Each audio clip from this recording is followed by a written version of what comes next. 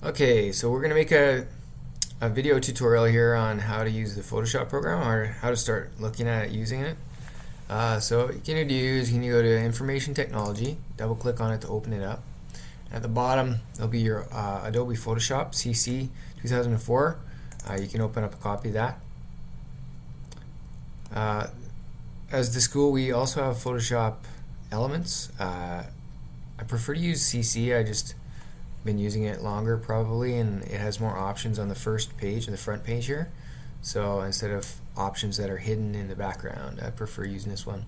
Anyways, minimize this for now to start with. Go into your computer, and we're going to save a folder in your pictures under libraries. So open that up. I already have one saved for myself. I click and drag that out. Right click inside on an open space and click new, and click on a folder and name it Pictures for IT 7. That's our course here, and we're going to make a folder for the pictures that you save online. Okay, you can close that. And then on or inside your Information Technology 7 shortcut,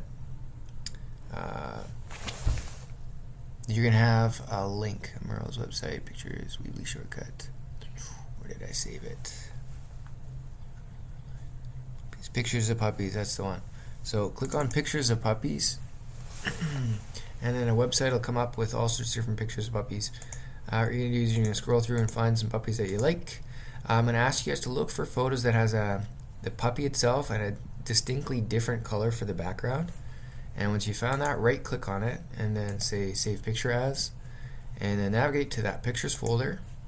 Look for your Pictures of IT, and then click Save once you're in that folder.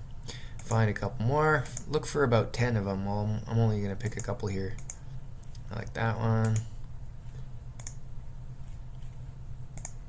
There we go. Again, I'm looking for ones that have a distinctly different background and foreground, because it's easier to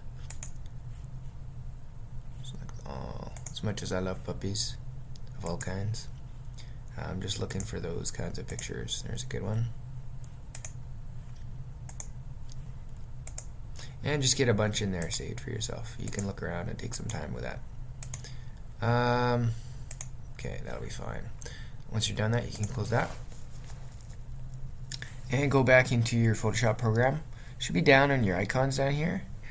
Or you can look back and double click to open it from that folder that you have open. Okay, in here now, looking at the file, to bring that photo in, or one of the photos in, click Open. Navigate to your pictures. There's your pictures for IT7.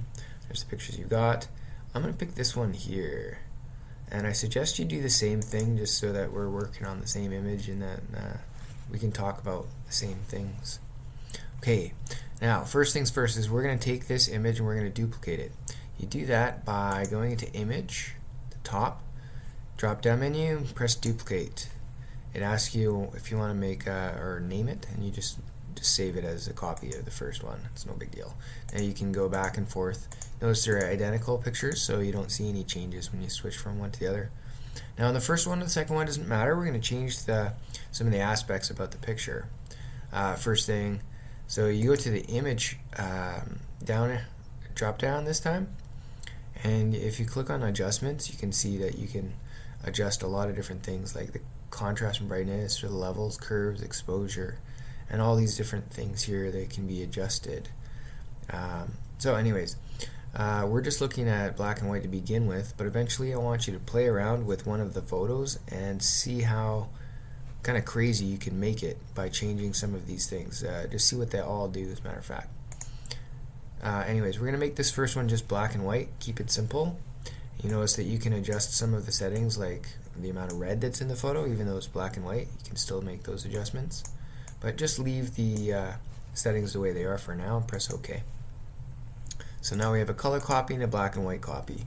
Click now to the color copy, and we're going to make a selection of something in the color copy, and we're going to make one of the puppies actually.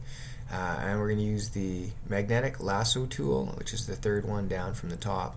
And you want to right click on that tool itself. It's not the lasso tool itself or the polygonal lasso tool, it's a magnetic lasso tool that we want to use. So make sure that one is selected. We use that one because the computer actually makes some of the decisions based on the color differences. So I'm not actually making those boxes happen. The computer's deciding where the outside of the dog is and where the inside of the dog is. So I'm just going to slowly move the cursor around the dog, and it's going to make its own decision until I get to about here where the color sort of between the two dogs is about the same. So I'm going to start at that point making the decision myself by clicking in those locations where I want it to make the selection. You can also zoom in at this point if you wanted to, do a really fine job of it, and almost get down to the selecting hair by hair, but I don't think it's that necessary for this project. But I'm gonna, computer can decide there. I'm gonna see if it can decide there too. Yep, it'll decide where those are gonna go, and when I get to here I want to take a little more control and make the decision. Okay, it's pretty smart there. Still, I'll back up, and once I get to the end it'll highlight, and then you can copy it by pressing Control C. You can also use Edit Copy, that works as well. Okay, once you've got it copied, click to the black and white photo and press Control V. You'll notice that it copies, but it doesn't copy in the right place. So that's just one thing I wanted to show you that not to do. So we'll undo that paste, go back to the edit. That was undo paste in the edit function, or drop down rather. Go to paste special instead and paste it in place, and it'll paste it right on top of the original photo. Now if I did a really careful job, I wouldn't have the fringe where you can still see the black and white underneath the color. So I might want to delete this one, go back to my color photo again, and then recopy it and repaste it back in place. But for now, just for the sake of keeping the tutorial quick, short, I'll leave it as is. So you can now get rid of the color photo. You don't really need it. We're not going to be using it for anything. It says, do you want to save the changes? We don't really. We want to keep the changes just in case we want to use the photo again. But this photo here, I'll just show you something in the bottom right hand corner. There's two layers now. There's a layer 1 and a background. So that being said, if we were to save the image as a JPEG right now, the one that's highlighted, which is the layer 1, which is only the dog. So if I actually take the eye off of the background, you can just see the dog there. And you can do vice versa. If you hide the dog there, you can see just the background. Anyways, just the color dog is highlighted right now, so that would be the only thing that you would save. You have to actually merge the layers together before you save it as a single picture. That's what we do. Click on layer, and at the bottom it says merge down, so whatever's highlighted, which is layer 1, and anything underneath that is going to be merged together. So once you click it, so now all of the images are squished together and you can save it as a single image. Pressing File, Save As. Because you've made some changes to it, talk about the changes that you made. So we blended it, basically. We blended two images. So I'm just going to say blended golden retriever, and we can leave the rest of the information there. Yours probably won't be a JPEG. I think it's defaulted to PSD file. That being said, you want to make sure it's saved as a JPEG. Just a normal JPEG is fine. And press save your picture. Rather, another point to make is we're going to save it in our pictures for IT7 folder as well as the original one. There we go. Done. It's going to say what size we want to make it. I want to make it about an 8. That's just low high. It's good quality, and that way later on if we're working in a different program, it's got lots of quality with it. We won't have issues of it pixelating and looking really bad.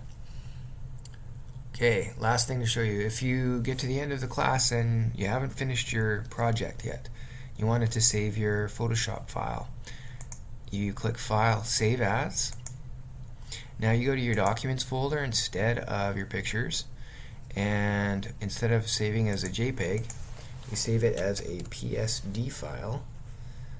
With your down arrows, the first one. PSD files are Photoshop files. Here we go. Get rid of that one extra period. So again, blended gold retriever underscore retriever dash 1 dot PSD, and that's what we're looking for. When we save it, now we can close it, and then we can go back into our documents and look for it there. There we go. Blended underscore retriever 1. Double click on that. Oh, yeah, that's good. One thing that does happen sometimes when you just double click on a file, it might actually open it up in the Elements program, Photoshop Elements, and if it does that for you, it's a better idea to go into the Photoshop program, open it up from inside of there. I'll just double click on that to open it. There we go. Because again, I don't like using the Elements program. It's just everything is hidden on the front page of it, and it's harder to use.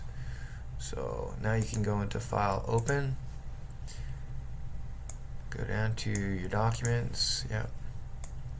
Find your file, blended gold retriever, open it, and there you go. And you can continue working on it the next day when you come back. Okay, so if you have any questions, come up, see me, and otherwise have fun.